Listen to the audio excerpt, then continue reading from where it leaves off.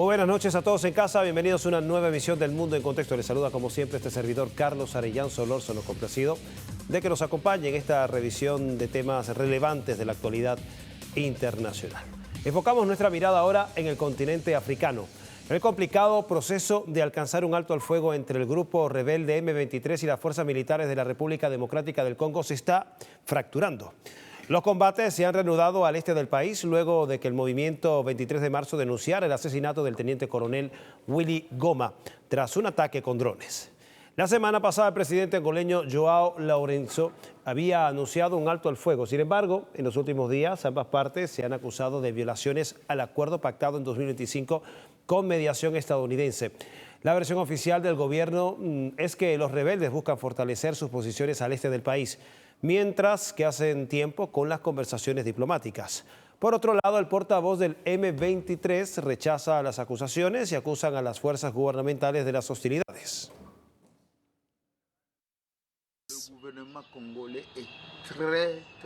El gobierno congoleño es muy respetuoso, ya que es el que realmente necesita paz, mientras que los rebeldes no la necesitan. Necesitan conquistar más y no hacer nada en las zonas que ocupan, salvo saquear para Ruanda. Y según un alto funcionario del M23, grupo rebelde, el asesinato del teniente coronel del grupo fue alrededor de las 3 de la mañana, hora local del día martes, con drones del ejército congoleño, los cuales fueron empleados para esta operación. La operación ocurrió en una ciudad clave en la explotación minera de coltán, en donde se produce el 15% del suministro global. Incluso, uno de los últimos hechos registrados fue el ataque por parte de las fuerzas gubernamentales en un importante cerco minero de coltán, capturada en el 2024 por el M23. Las hostilidades estuvieron presentes durante todo el fin de semana, por lo que son los civiles quienes pagan lamentablemente las consecuencias. Hay alto el fuego siempre, pero no hay solución. Y la guerra continúa. Siguen luchando. Ayer se enfrentaron en Lemera. Ayúdennos. Pedimos a las autoridades que se sienten juntas para encontrar una solución, como detener la guerra, para que podamos regresar a casa, seguir cultivando, vivir con nuestros hijos y recuperar nuestras vidas tranquilas. Y otra región con graves problemas prolongados es el Cuerno de África, y es el epicentro de esa región está Somalia. Según Naciones Unidas, hay un enorme riesgo de hambruna por falta de recursos para los programas de asistencia. El informe del Programa Mundial de Alimentos señala que 6,5 millones de somalíes están en riesgo de hambruna debido a que el próximo mes de abril se quedan sin recursos para asistir al país africano. De hecho, la Comisión Europea, integrada por 27 países, otorgó apenas 63 millones de euros para programas a Somalia. Esta situación se agrava por la reciente decisión del gobierno de los Estados Unidos de suspender la ayuda alimentaria a Somalia tras el supuesto caso de corrupción con la migración somalí a Norteamérica.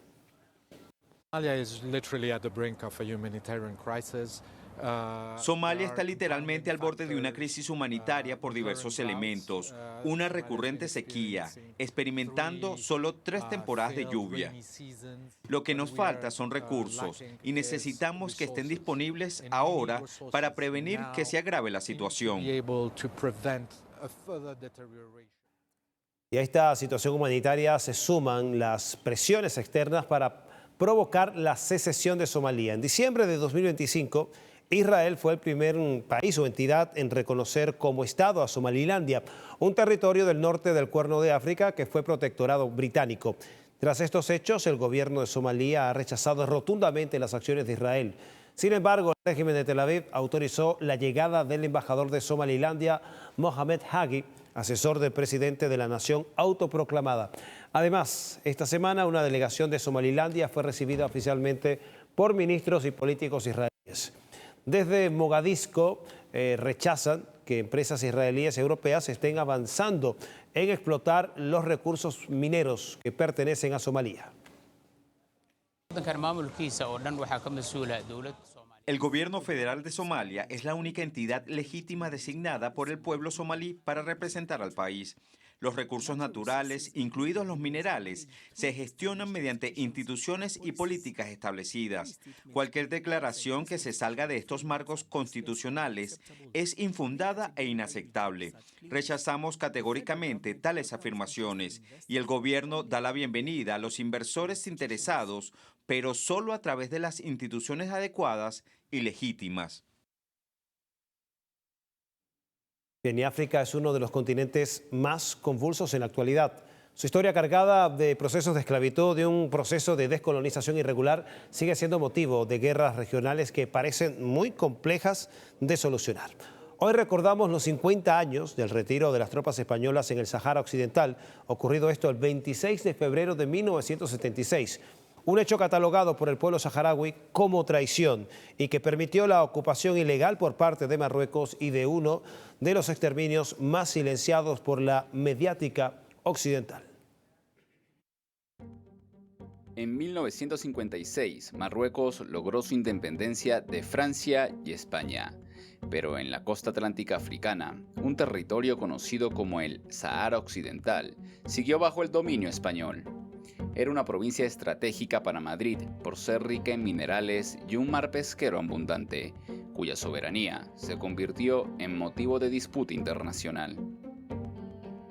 En 1965, una década después, las Naciones Unidas instó a España al culminar el proceso de descolonización de África y organizar un referendo de autodeterminación, el cual fue aplaudido por el pueblo saharaui. Digamos que en los años 50, los 40, los años 60 ya empezó a haber un movimiento nacionalista que pedía a España marcharse del territorio saharaui, porque este movimiento y esta corriente ya estaba en prácticamente toda África. Tuvo que pasar otra década para que España informara oficialmente a las Naciones Unidas en 1974 el inicio de los preparativos para el referendo de autodeterminación. Posteriormente, en mayo de 1975, anunciaron el abandono del Sahara a través de la denominada Operación Golondrina. En el medio de estos 10 años, jóvenes saharauis crearon el Frente Popular de Liberación, el Frente Polisario, con el objetivo de luchar contra el ocupante por la independencia de su país. La retirada de España estaba cerca y los preparativos para el referendo parecían una victoria para el pueblo saharaui. Sin embargo, para Marruecos era un riesgo inminente, por lo que el rey Hassan II intentó resolver sin éxito la controversia en el Tribunal Internacional de Justicia, que dictaminó el 16 de octubre de 1975 que no existía ninguna soberanía marroquí sobre el Sahara. Ese mismo día, el rey comunicó un nuevo plan. Debemos emprender una marcha verde, desde el norte de Marruecos hacia el sur y desde el este de Marruecos hacia el oeste. La Marcha Verde inició el 6 de noviembre de 1975 y se trató de una operación psicológica en donde cientos de miles de civiles marroquíes avanzaron hacia la frontera del Sahara Occidental como un intento de ocupación territorial. Esta es nuestra tierra. Atravesamos no solo este pueblo, sino todas las ciudades y pueblos ocupados por los españoles. Queremos nuestra tierra, siempre queremos nuestra tierra, la queremos hasta la muerte. Nuestra tierra es nuestra vida. Nuestra tierra vive aquí. ¡Viva el rey Hassan II! ¡Viva el rey Hassan II! La idea era forzar al debilitado Estado español por la agonía del dictador Franco, quien dentro de la ONU denunció un intento de invasión por parte de Marruecos. Por eso nosotros queremos pedir amparo a este Consejo de Seguridad. El territorio al norte de la frontera está sembrado de minas. Dentro de nuestro territorio mismo se han sembrado por terroristas marroquíes numerosas minas. Nosotros queremos prevenir antes que reparar. Quisiéramos que Su Majestad el Rey de Marruecos desista de esta proyectada invasión. Sin embargo, el 8 de noviembre del mismo año, España informó a Marruecos su disposición a negociar por el territorio y el 14 de noviembre se firmó el Tratado de Madrid. Con él, España hizo oficial su salida del Sahara, dejando el territorio en manos de Marruecos, Mauritania y la Yima. Día después, la ONU aprobó unas resoluciones donde defendía la autodeterminación saharaui, dando lugar a un proceso lleno de ambigüedades que, en 50 años, ha dejado más de 173.000 desplazados y unos 21.000 civiles asesinados. Y pasamos a otro tema porque terminó la tercera ronda de negociaciones indirectas de Irán y los Estados Unidos con mediación de Omán. En esta jornada realizada en Suiza, Teherán propuso congelar el enriquecimiento de uranio durante un tiempo limitado, así como presentar pruebas de que no tiene intenciones de desarrollar armamento nuclear. La ronda de negociaciones indirectas en la Embajada de Omán en Ginebra se desarrolló al menos de forma seria y constructiva. Así lo expresó Email Bakai, vocero del Ministerio de Relaciones Exteriores de Irán. El funcionario ratificó que el tema de la agenda sigue siendo uno, el programa nuclear con fines pacíficos de Irán. Las conversaciones de hoy fueron muy serias y esperamos ser testigos de la continuación de los diálogos sobre el levantamiento de las sanciones y el tema nuclear de manera práctica. Estamos enfocados en nuestra política y trabajamos para asegurar los intereses de Irán. Y la parte iraní ratificó que la negociación con los Estados Unidos sobre el programa nuclear con fines pacíficos del país farsi no implica renunciar al desarrollo de estas capacidades. Igualmente precisaron que un acuerdo justo y con garantías sostenibles sobre este tema pasa por el levantamiento de las sanciones económicas estadounidenses. El tema de la negociación es exclusivamente el asunto nuclear y su solución está clara. No podemos hablar de los temas nucleares, salvo para hablar sobre el derecho del pueblo iraní a utilizar la energía nuclear con fines pacíficos. Y esto es una parte inseparable de cualquier conversación. Para Teherán, el éxito de las negociaciones requerirá que los Estados Unidos se comporten con seriedad y se abstengan de posiciones y comportamientos contradictorios. El canciller de Omán, país mediador en estos diálogos indirectos, destacó que durante las conversaciones se presentó una apertura sin precedentes a ideas nuevas y soluciones creativas.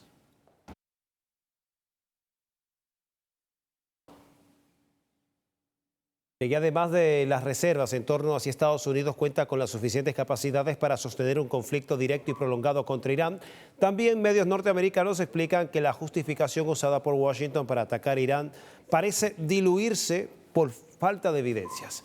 En el contexto de esta ronda de negociaciones indirectas en Ginebra, el diario estadounidense The Wall Street Journal publicó que a pesar de las acusaciones de Estados Unidos de que la República Islámica pretende fabricar armamento atómico, la Agencia Internacional de Energía Atómica no tiene evidencias de que Irán esté enriqueciendo uranio. Agrega el diario estadounidense que esta falta de evidencias pone en tela de juicio la acusación de la Casa Blanca y socava la justificación del presidente norteamericano de lanzar un ataque militar sobre Irán.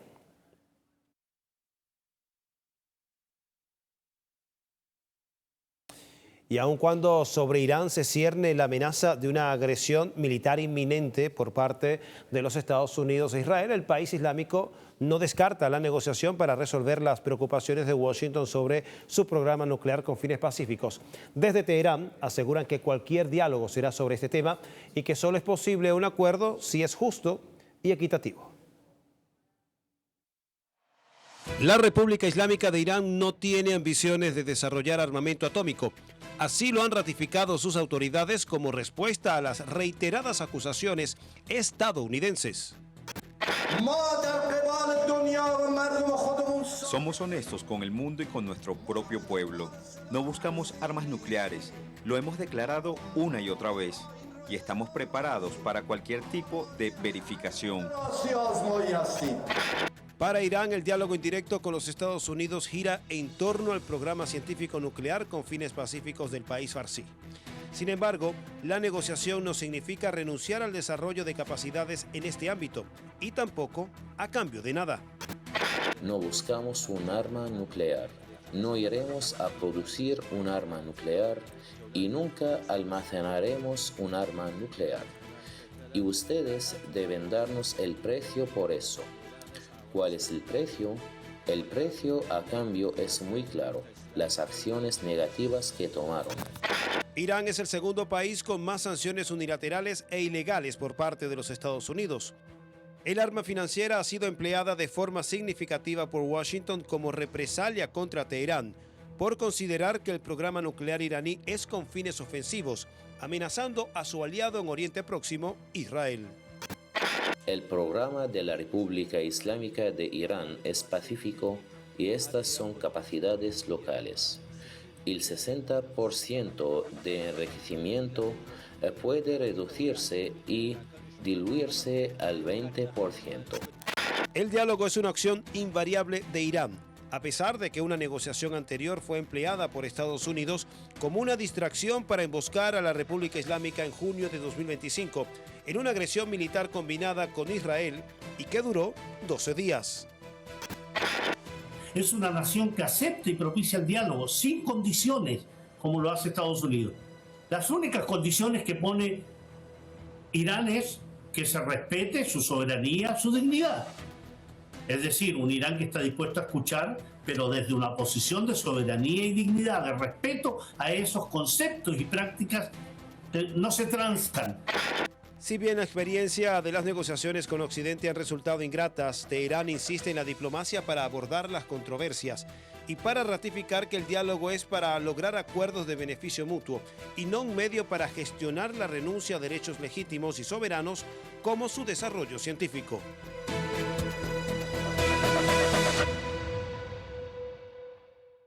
Y la agenda de negociaciones informales entre Estados Unidos e Irán gira en torno al programa nuclear con fines pacíficos de Teherán. Un programa que no tiene nada que ver con una cuestión militar, sino un pilar del desarrollo tecnológico y científico de Irán. Por lo que queda la pregunta, o varias preguntas. ¿Por qué Occidente insiste tanto en impedir el programa nuclear iraní? ¿Qué les preocupa o a qué le tienen miedo? Para despejar estas interrogantes tenemos en el estudio a nuestro compañero Alejandro Díaz Bonet y su sección En Detalle. Muy buenas noches, bienvenido Alejandro. Gracias Carlos, buenas noches para ti, también buenas noches para toda nuestra audiencia y bienvenidos a la sección En Detalle. La República Islámica de Irán es uno de los países con mayores desarrollos tecnológicos, a pesar de ser una nación sometida a fuertes sanciones occidentales. Y aunque desde la mediática occidental se ha creado el mito de que se centra principalmente en capacidades militares, la realidad es que tiene un próspero sector tecnológico civil en los campos de la biotecnología, la nanotecnología, las energías renovables, entre otros. Por ejemplo, en el sector de la nanotecnología, la República Islámica de Irán ocupa el cuarto lugar en publicaciones científicas. Pero ahora vamos a ver otros aspectos en donde Irán ha conseguido grandes hitos, como uno que fue el lanzamiento del satélite Omid en 2009, convirtiendo a Irán en el 9º país en poner un satélite doméstico en órbita usando su propio lanzador. Desde entonces ha lanzado varios satélites para fines de teledetección, telecomunicaciones e investigación científica. Los últimos fueron a finales de diciembre de 2025. Y justamente en ese mismo año, pero en octubre, el Instituto de Investigación Espacial de Irán anunció la independencia total en diseño, fabricación y lanzamiento de satélites. Además, Irán ha desarrollado en el campo de la defensa sus propios drones y misiles, como las series Fatah y Kheibar de capacidad hipersónica, considerados de élite tecnológica en penetración de defensas. Ahora vemos la otra planilla, que es la República Islámica de Irán. Ha sido por mucho tiempo un innovador clave en materia biotecnológica. Según la información publicada por la revista Tehran Times, Irán se ha consolidado como el país islámico líder en tecnologías moleculares y genéticas, situándose en diversas categorías entre los 30 mejores a nivel mundial y el primero entre sus pares regionales. Recordemos que incluso durante la pandemia, Irán fue uno de los países en desarrollar su propia vacuna. Aquí tenemos la otra plantilla. En el ámbito agrícola, Irán también ha desarrollado tecnologías para mejorar la eficiencia, sobre todo en contextos de escasez de agua. Por ejemplo, en el 2025, la Universidad de Teherán presentó sistemas inteligentes que reducen el consumo de agua hasta un 30% mediante sensores locales y datos satelitales para riego, automatización de invernaderos y monitoreo de cultivos. Y todo este desarrollo científico y tecnológico de Irán, que hemos repasado de manera muy resumida, tiene su principal motor en su programa nuclear con fines pacíficos, un pilar que se ha constituido como la herramienta fundamental de Teherán para romper el asedio tecnológico impuesto por Occidente y garantizar su soberanía y el bienestar de toda su población.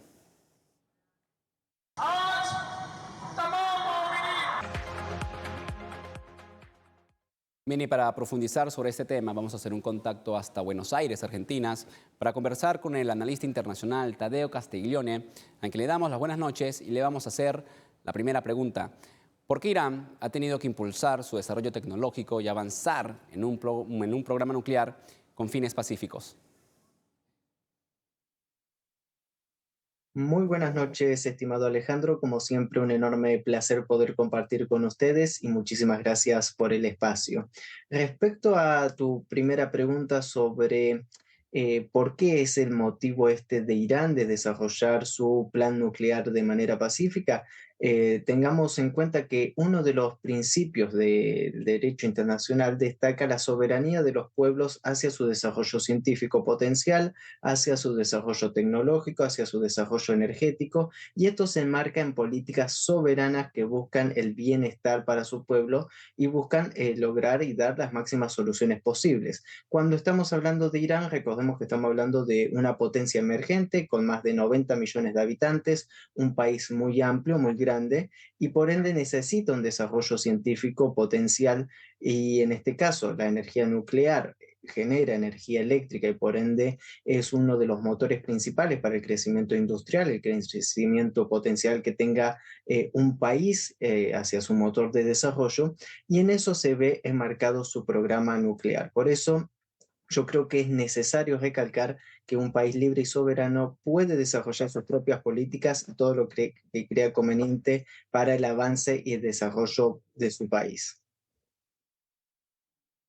Bien, Tadeo, ¿y cuál es el temor que tiene Israel y los rivales regionales de que Irán desarrolle su propio programa nuclear con fines pacíficos?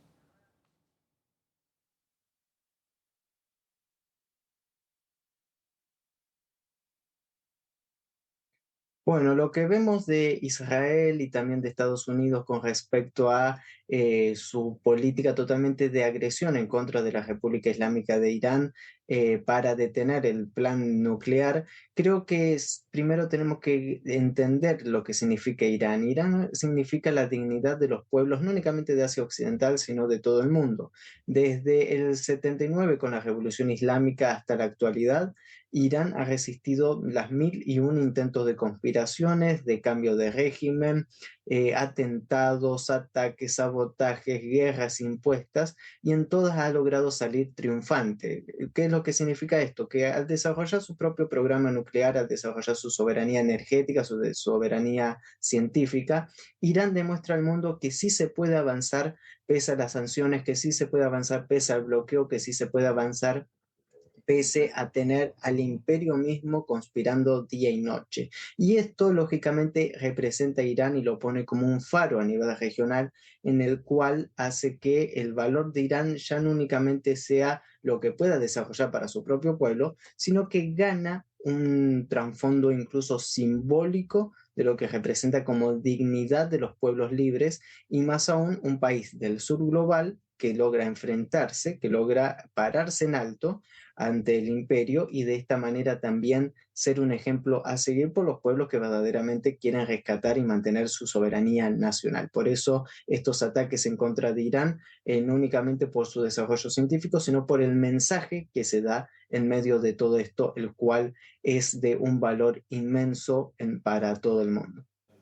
Muchísimas gracias a Tadeo Castiglione por estar con nosotros esta noche. Como vemos, y también lo ha explicado Tadeo, el programa nuclear iraní es la respuesta de una nación que se niega a ser un simple consumidor y quiere ser innovador. Es un modelo de cómo la ciencia aplicada puede ser el escudo contra la guerra económica y el motor de una nueva era de desarrollo multipolar. Con esto le ponemos el detalle al contexto. Buenas noches y volvemos contigo, Carlos.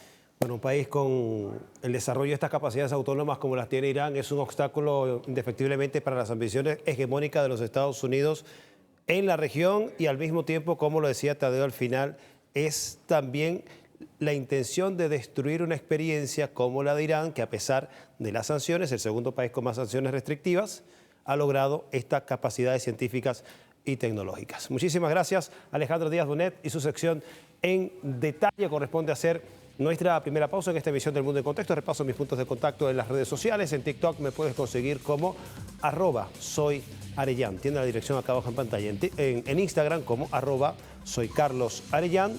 y en mi canal de Telegram como Soy Carlos Arellano. No se parten, que en minutos estamos de vuelta.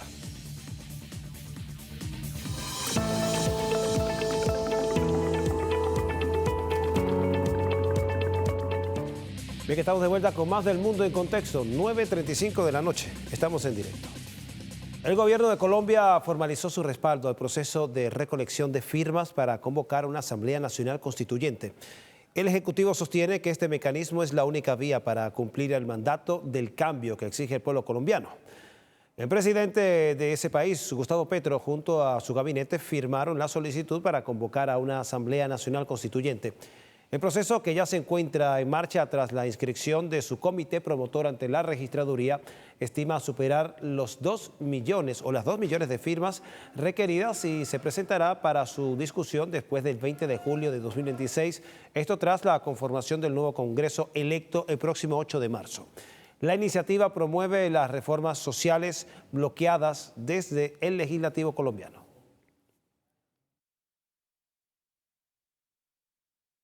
Nos hundieron 2 veces la reforma a la salud. Ha sido imposible hacer realidad la reforma política. No existe la garantía suficiente para que en Colombia haya justicia. Entre otros temas, sí es posible reformar a través del poder constituyente, que es la base de ese contrato social que es una constitución para cualquier sociedad. Por eso respaldamos el derecho que tenemos a ejercer la democracia, a recoger las firmas. Y la propuesta destaca la profundización de la reforma agraria, el nuevo ordenamiento territorial, así como la urgencia de modificar el sistema judicial y realizar cambios en el sistema electoral, además de la implementación de los acuerdos de paz y crear una confederación de naciones gran colombiana. Me siento como con la inmensa responsabilidad ciudadana de participar en un escenario de emancipación y de profunda democratización de nuestro país. No significa que estemos en contra de la Constitución del 91, es que la Constitución del 91 ha tenido contrarreformas que modificaron su espíritu inicial. Entonces me siento como quizás aquella juventud del 91 que soñaba con un país mejor y lograr un cambio constitucional.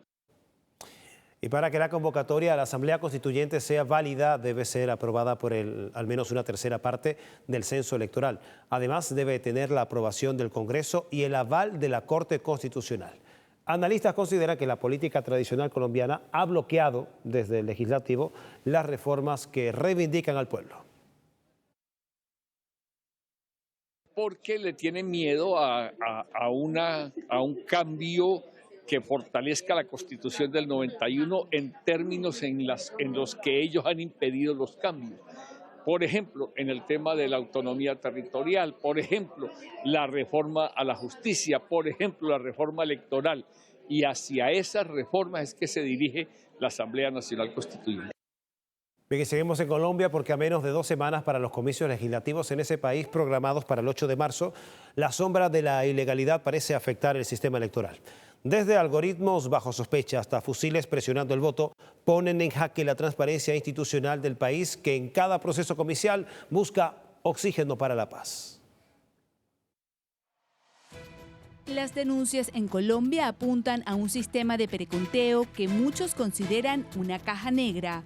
El uso de un software electoral que no ha sido sometido a verificación independiente es uno de los puntos clave de la controversia en el año electoral.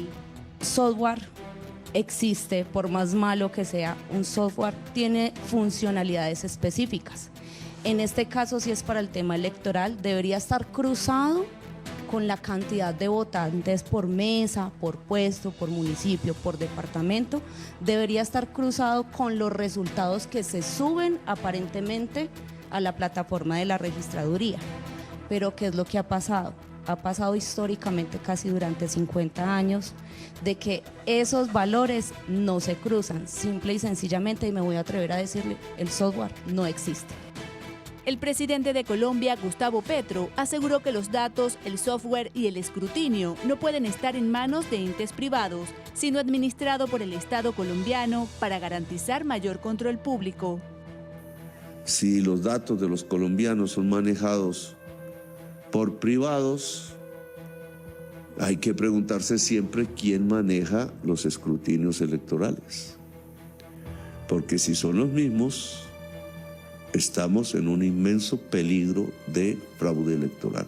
Desde los intereses de clanes y de sectores políticos regionales o nacionales que pretenden manipular los resultados electorales para beneficiarse con curules, hasta intereses económicos de sectores que pretenden a través de su influencia en los resultados electorales hacerse con los recursos públicos en una sistemática labor de corrupción. Por su parte, la Defensoría del Pueblo alertó sobre los riesgos electorales por el control de los grupos armados ilegales sobre los territorios y candidaturas. En más de 80 municipios, la ley pareciera estar sometida por los grupos irregulares. Estamos viendo unas presiones a las libertades democráticas de diferente magnitud en diferentes regiones del país que están afectando la libertad de los votantes y que van a hacer que eventualmente, aunque se realicen elecciones, estas sean elecciones que no sean libres para la ciudadanía ni para las candidaturas. La región suroccidental del país, que es Cauca, Nariño, Putumayo, y el sur de Chocó y Valle del Cauca tienen una alta presencia y un alto riesgo, de hecho urgente e inmediato, de intervención precisamente del Estado, porque hay una presencia total de grupos armados, pero hay una traducción de esa presencia en ataques, intimidaciones y lastimosamente asesinatos contra liderazgos sociales, contra candidatos. Desde el Pacto Histórico advirtieron sobre la posible compra de votos, así como el traslado y suplantación de votantes y mesas electorales, incluso el mismo día de los comicios del domingo 8 de marzo.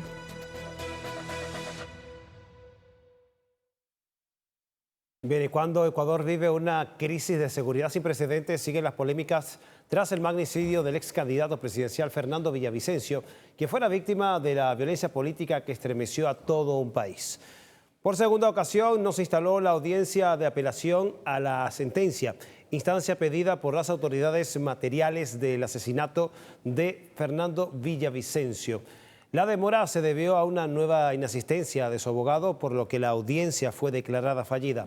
La justicia ecuatoriana sentenció en julio de 2024 a 5 personas por el crimen del ex candidato presidencial perpetrado el 9 de agosto de 2023 durante la campaña electoral, mientras la investigación sobre los autores intelectuales sigue abierta.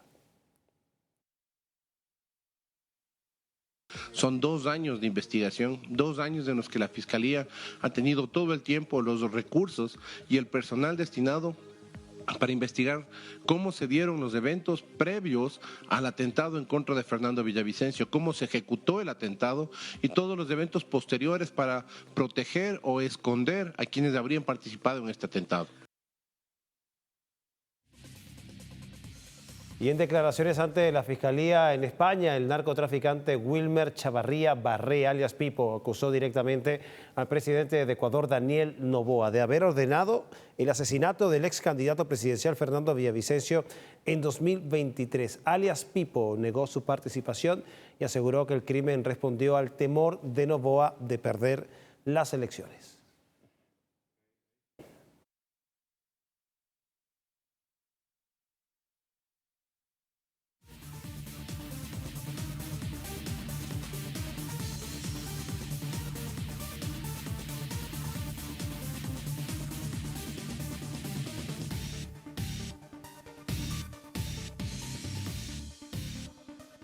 Y con actualización del caso de Fernando Villavicencio en Ecuador, corresponde hacer una nueva pausa en esta emisión del Mundo en Contexto. No se aparte, en minutos estamos de vuelta.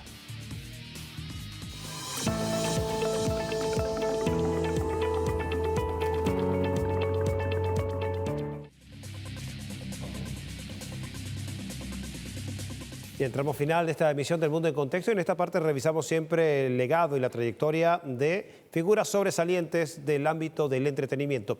En la década de los 80 del siglo XX, España también fue un epicentro del rock en español. Fueron 4 jóvenes de Madrid con talento y ganas los que formaron la banda Los Hombres G. Este jueves, su líder David Sommer cumple 62 años de edad, por lo que repasamos sus grandes éxitos. De estudio, logrando vender más de 20 millones de discos. Por todo ello, los hombres G siguen marcando a varias generaciones por su estilo gamberro.